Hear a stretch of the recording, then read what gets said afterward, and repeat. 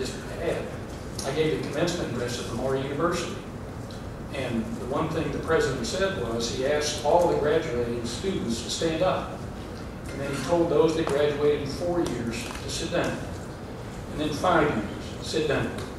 There was a woman who took 18 years to get out of school.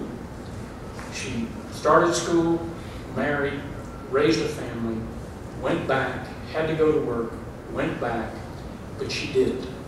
She did it. And so what we need to do is to find out why. Well, why is it people are taking so long? Is it lack of ambition? Well, I may not have a whole lot of sympathy for that. But on the other hand, if it's because somebody is a single mother or having to work and can only take 9 rounds, that's a different issue. So I would want to know why so I can bring answers to them. Sure. And, you know, I think any problem like this, it's multifaceted and complex. And for some students, it's finance. For some students, it's you know, drive, desire, will. Some is aptitude. But also for many students, and this is what really raises my hackles, is they feel like the system is rigged. I had a constituent come to me at the Martin Luther King Day breakfast last year at Common College and say, I transferred from University of Texas Austin to University of Texas at Dallas, and I lost 15 hours.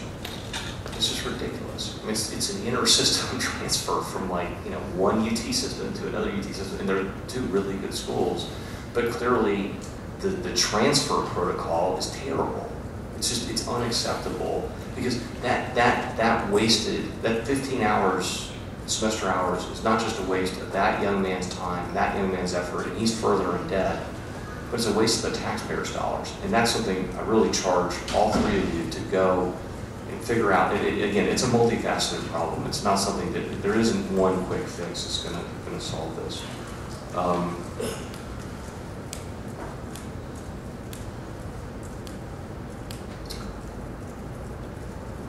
At the Law School Foundation, what would you say were your three big achievements? What are you really proud of what you did there? And by the way, I think you have a lot to be proud of there. I mean, I think that foundation has done a lot to help improve the quality of education for the University of Texas Law School.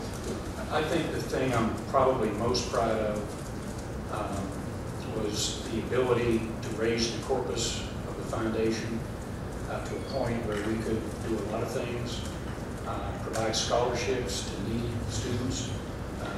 To me, which was very, very important. When you've got kids that can't afford to go to law school, but desperately want to go to law school, and you can give them a scholarship, which allows them to do that, that to me was very, very important. I was in charge of the capital campaign for law school, and far surpassed the goal that we had, which means that, again, using Dean Keating's vision, it worked.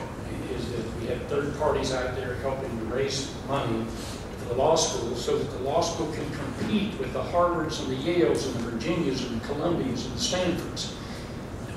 Every lawyer who went to the University of Texas Law School has one common belief.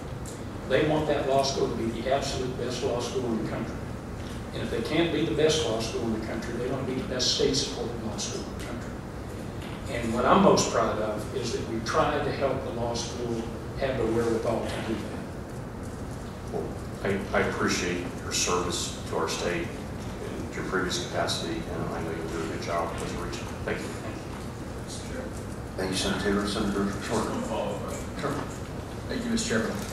Just adding to Senator Taylor's line of questioning regarding your presidency of the Law School Foundation from 2001, 2006. 2002 through 2006. So you had obviously intimate knowledge of all aspects of that foundation and how inner workings occurred. Regarding the forgivable loan program, who called the shots about who got the money? The dean. The dean. Yes. Y'all were just intermediaries and administrators of that money. The money went from the foundation at the direction of the dean to back to the school to be then loaned out in a forgivable manner to that individual. I think that's essentially correct. When Dean Powers became President Powers, there was a $115,000 immediate forgivable loan. I would call it a bonus that was Actually, it was deferred compensation, so it was just cash. No. Cash. He obviously didn't make that decision since he was the dean becoming president. Someone had to make that decision. Who made that decision? You know, again, I don't know. I would assume it was the president or somebody above the dean at the time, because they were fully aware of the contract, because they had. You told me the information didn't flow up. Pardon me? Information did not flow up past the dean. No, but I think we're talking about his deferred compensation contract. That did flow up. Because the president had to sign it. And there's President Ballmer had to sign it. Yes, there's correspondence, I think, in the Attorney General's report, which confirms that that was sent up the chain and that the president approved that. So they were aware. You were president of the Law School Foundation at that time. That is correct. Thank you for the information. Senator Watson. That's what I'd like to kind of clarify, because I misunderstood something that I think you said to Senator Schwartz earlier, because he indicated some difficulty understanding or believing that there was such a long gap of time that you might not have known that things weren't going up the chain of command. So I want to pause for a second to make sure I have the timeline right in my head. You became president of the foundation when? 2002, 2002, ended in 2006. 2006. The deferred compensation for what the deferred compensation for Dean Powers, is that something that you oversaw? Yes, that's 2003, as I So recall. that will be my next question. So you, but I want to be clear, you, in your capacity, you oversaw that because that fell within the 2002 to 2006 time frame. Correct. And that was in 2003. Correct. And as I remember the Attorney General's report, it found that that contract did follow the normal procedure and was approved up the chain of command. I think that's correct. Now, when did Dean Powers relinquish the title of Dean to Dean Safer?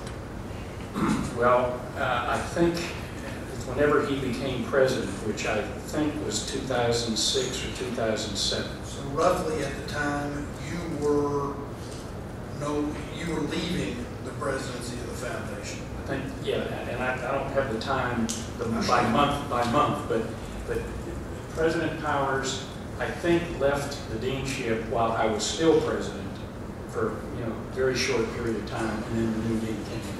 And the new dean was Dean Safer. Correct.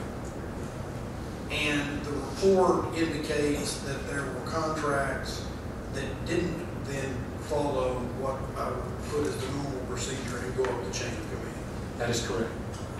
And did you have any reason to believe that the process had changed from a process that you had understood where things were going up the chain of command, such as the Powers deferred compensation that you oversaw, to going to a situation where it was not going up the chain of command? Absolutely not. So when you indicated earlier that you didn't know they weren't going up the chain of command, is that in part because it would have been a change in the process as you understood? Yes, because how do you not know something you don't know?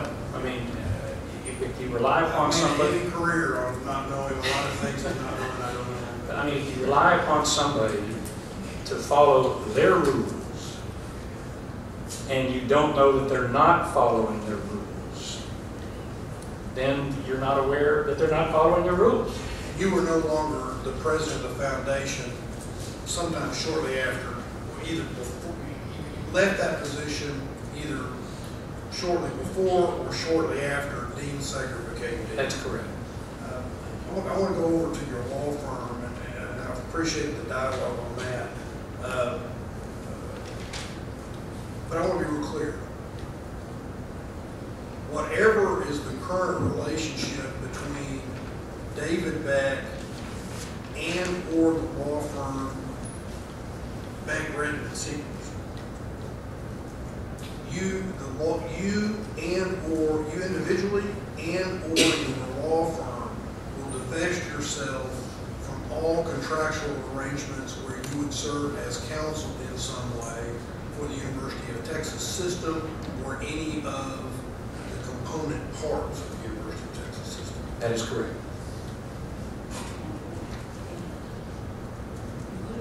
Well, Changes, let's be very clear. yes.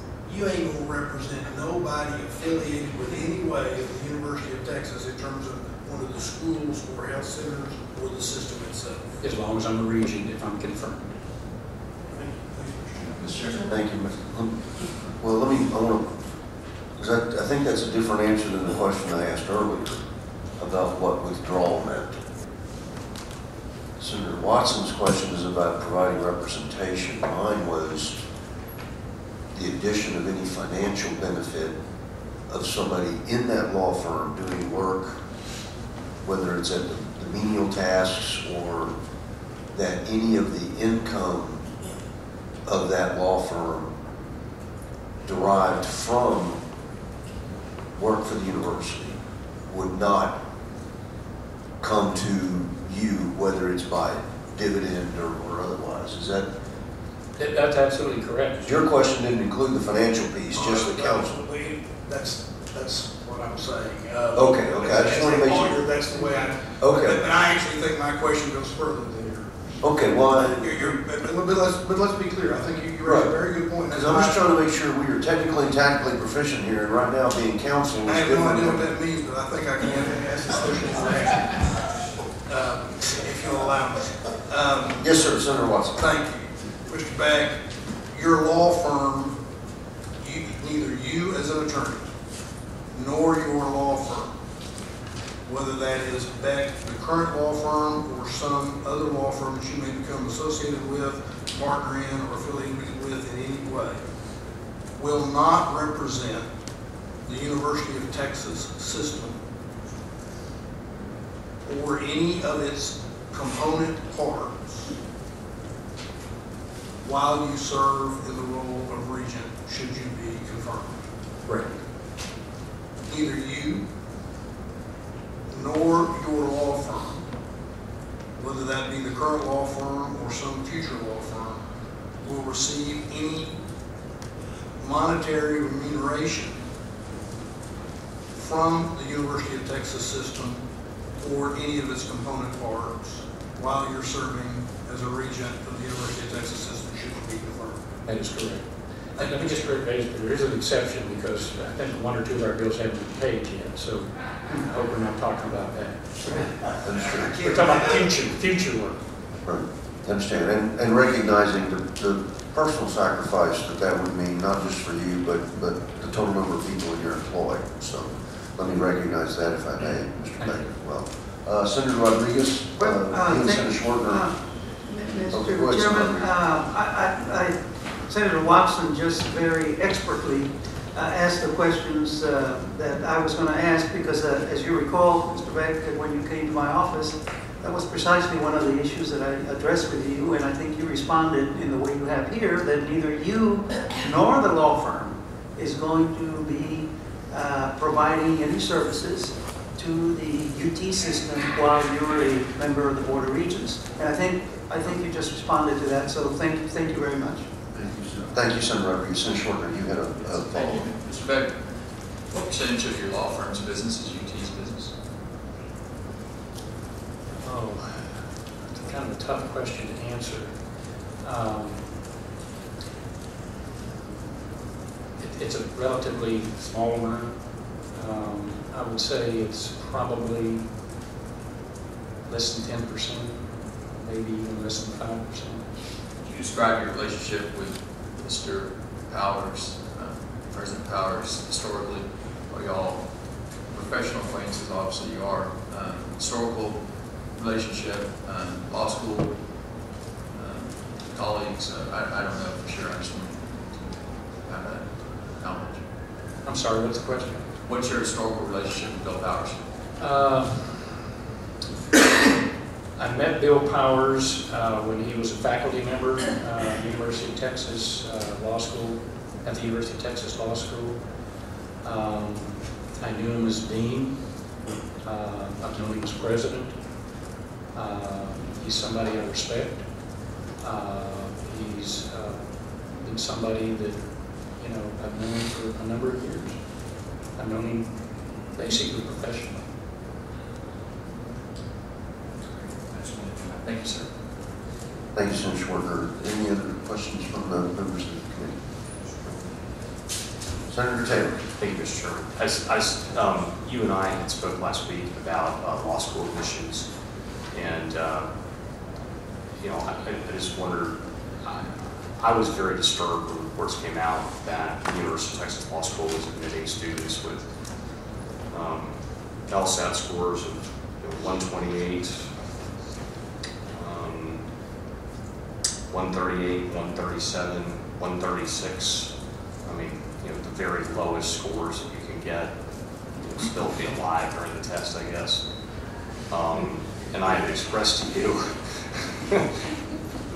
I mean, actually that's worse than guessing everyone, just so for the record. And you know, I expressed to you that I wanted to see some kind of action on that.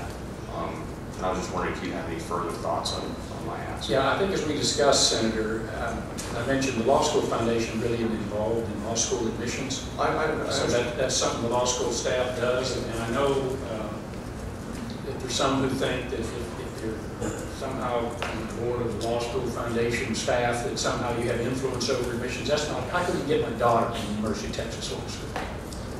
So I obviously had no influence at all. But we don't have any direct effect on admissions at all. Now, I'm not saying that people haven't written letters. I've written letters, and some of the people I've written letters for got in, and some of them, I'm talking about law school, some of them got in, and some of them didn't get in. But I'm certainly willing to look at the admissions process and to make sure that it's done in a fair and transparent way, and that we're talking about a level playing field. So I don't know how else to answer the question. Well, I'd like you to commit to look at this. I will do so. And I'd like to talk to you about it in the fall. Okay, sit down. I mean, this is a blemish on a law school that you love. I think we have admissions that's so out of bounds. It certainly merits looking at and understanding, you know, hey, did they get the wrong data? I mean, maybe that's the answer. Maybe there is influence, political influence here that needs to be looked at and stopped. But very clearly, there's a very disturbing, this is a very disturbing report. I'm disturbed by it. I'll get a copy to you after the hearing. But I appreciate your commitment to look at it, and I will be circling back with you. Thank you. Thank you, Senator Taylor. Senator, you have a follow-up? I'm sorry, with all due respect, I have to follow up on Senator Taylor's line of questioning. You know, I'm familiar with admission processes that schools use throughout the country, and we all know that that particular grade is just one factor that is considered. There are many other factors that are taken into place. These issues have been raised in litigation all the way up to the Supreme Court. There's been decisions from the Supreme Court that uphold these kinds of processes. So I think it's we need to not convey the impression that you know, when we're trying to pin down one of our nominees on a very narrow issue like that without really having for the public and a clear understanding of what that process entails is misleading. And so I just wanted to, is that not correct? I mean, you've been involved with the foundation, and so it's not just the LSAT score that makes a big difference for it. As I understand Senator, the law school admission process, they look at the LSAT scores, they look at the GPA, and then they apply some kind of a holistic approach. If you have a high GPA, you can actually have a lower LSAT score. Conversely, if you have a very high LSAT score, you can have a lower GPA. So they look at a number of factors. That's correct. As I understand. And that's all I wanted to establish here, just to be clear that it's not just simply that particular score that should govern the decision-making on admissions. Thank you, Mr. Chairman. Thank you, Senator Rodriguez. I don't believe there's any more questions. Mr. Beck, thank you for your time. for being gracious and waiting to be in the third. At least you had some preparation. The questions that the two previous Regent nominees were going to have. So there was some advantage in being last, but thank you. We'll at this time close invited testimony and move to public testimony. Please, you're dismissed from the witness table. Thank you. Is there, let me read into the record those wishing to provide comment or testimony without it just being written. Testifying against the nomination, Marilyn Gertenslager, but not providing testimony, but just a card. Also against the nomination is Michael Sullivan, but no testimony. And then Mr. McDonald, would you step forward? You're providing testimony against, but it is oral testimony, if you would. And given this is your third time, the 3 minutes, if you would state your name for the record, whom you represent, and then you have 3 minutes subject to the questions of the members of the committee. Yes, sir. Thank you. Again, my name is Tony McDonald. I'm here representing myself as an alumni of UT Law School. I'm very opposed to Mr. Beck's nomination to the Board of Regents. What we witnessed here today is a shocking refusal to take responsibility for the things that this man had an opportunity to be responsible for. I was amazed that he would say that, okay, we'll let it go and I'll assume that the people at the university would follow their processes. Well, to answer a question that Senator Watson had, the Statesman reported that the deferred compensation plan was supposed to go to the Board of Regents, and it didn't. So it didn't actually comply with the rules and regulations. Whenever Larry Sager gave himself $500,000 from the Law School Foundation, the AG's report talks about, in the footnotes, discussions at the foundation that there needed to be approval by the president or by, I guess, President Powers. And then there's no evidence that that ever even took place. It's really another shocking element was that when this was developed, Patty Ollendorf, who was mentioned, is noted as deferring to Mr. Beck's recommendation that the only approval that was required was within the university president and other provosts, lower administrators. And they decided that they didn't need to tell the regents that the program was going on. And in fact, Ms. Ollendorf, whether he was aware of this or not, I'm not sure, but Ms. Ollendorf decided that they were only going to inform a couple of the regents who had a close relationship with the law school, whatever that means. It is truly shocking. There was a discussion here about, that he doesn't know about violations by President Powers. In the Kroll report, President Powers ignored Cigaroa's white paper's best practices recommendations, and he says in there that he thought that the white paper was quote unquote incorrect. How is an order from your superior incorrect? That's shocking. And that he would say he's not aware of this. Further, to say that the C3 was not subject to the PIA, subject to transparency, and that you defer to the AG to not have to release documents.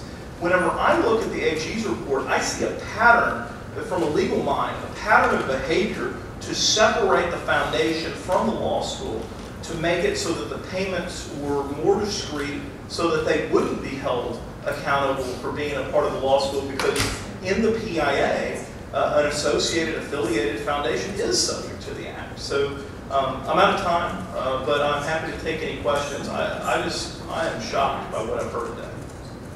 Yes, sir, Mr. McDonald. May I follow up with a question? I guess there's some confusion, not in my mind, maybe not in the law, but in my mind. Is the law school foundation subject to open records or not? Because look, I've got a private university. In fact, I've got 3 private universities in my district, so I'm very sensitive to what is public versus private property, who's got proprietary nature of what, and making sure that we protect the freedom of maneuver of those things that are private, while those things that are public, we have a very rigorous mechanisms for public accountability. Can you expound on that because you're kind of hearing both, you know, yes, no, yes, no, yes, no, and I'm trying to get to what ground truth is. It is my opinion that in the Public Information Act, there's provisions for the act to be applied to supporting foundations that are associated with a governmental entity that aren't technically governmental. So, for example, I think there's the case of a law firm that then is hired to do a tax collection or something like that. There can actually be, you know, there's exceptions, but they're actually subject to the act. Okay, let me ask this then. As an example, our river authorities were created by the state legislature, but they're called quasi-governmental entities. But because they were created by the legislature, they have public accounting. Was the law school a creation of the public entity called the University of Texas System, or was the law school foundation a creation of alumni such as yourself? You know, technically organized, well, you know, I do not know, and it's not clear because there is the lack of transparency. What I do know is that it's staffed entirely by law school staff, or at least that seems clear, and it's solely for the support of this governmental entity, the law school. And so my conclusion, and it seems to be the conclusion from the AG's report, when they say there were violations by the foundation, failures to comply with the act, that it is in fact truly a portion, a piece of the foundation, of the law school. Obviously that's a hazy line to draw. Senator? Yeah, just so I'm clear, I think there's a Mark White, when he served as Attorney General, opinion stating that the Law School Foundation was not subject to the Open Records Act. I mean, so I appreciate your opinion, but I'm also, you know, I defer to the Attorney General. If I might respond, I believe that's based off of false information. That what was represented to the AG, because the AG can't make a factual determination on a PIA request. They have to take the facts as given. It was represented, oh, this is a separate entity, and then it, you know, let's say it's giving scholarships or whatever it's doing. Well, then it truly would be separate. But as it turned out, the connection was immense. So I think that that's not a factual determination about the reality of the relationship between the foundation and the law school. It's just a determination that in a certain circumstance as represented. Sure. So I think what you're saying is if someone wanted to take the foundation to court, they have a good case. Could have a case. And then, I mean, and I think something that you said, I just want to, you know, in the AG's report, I mean, he said, quote, law school's failure to follow the university rules is also without question, which is a pretty, I mean, it's a pretty damning start to the report, and hard to miss. I think some additional facts have been fleshed out today. Where do you see Mr. Beck's, you know, where do you see him going wrong? Nobody in this thing wants to take responsibility for their actions. So you see the dean of the law school deferring and saying, well, the foundation gave me the money, so therefore, you know, I got proper oversight because they wouldn't have given me the money if it wasn't a good move. And then you have the foundation saying, oh no, I assumed that the dean was following the rules and was being transparent. It wasn't our job to ensure that that was followed. No one wants to take responsibility, but what we do know is that this man who's a nominee to go to the Board of Regents, who needs to be involved in cleaning up this mess, created it. It was his creation. And I'm just truly shocked by what I've heard today. Sure. Thanks. Senator Rodriguez. You know, I find it quite ironic in some of the comments that you're making here. Mr. Beck is the nominee of the former Attorney General, now Governor Abbott. Governor Abbott has issued opinions, and apparently you just take issue with one of them because you feel that he didn't have all the facts. Governor Abbott has a reputation for being transparent and for being for open government and open information. Isn't that correct? I mean, that's part of his sterling background. I was the Pasco County attorney, and I did a lot of this work, and so I know of his work in that area. And you are implying, you're suggesting actually that Mr. Beck somehow has run afoul of all of these rules. Do you not think that the governor, who has that reputation and that background, would withhold submitting a name for confirmation if in fact you had all of these issues about transparency?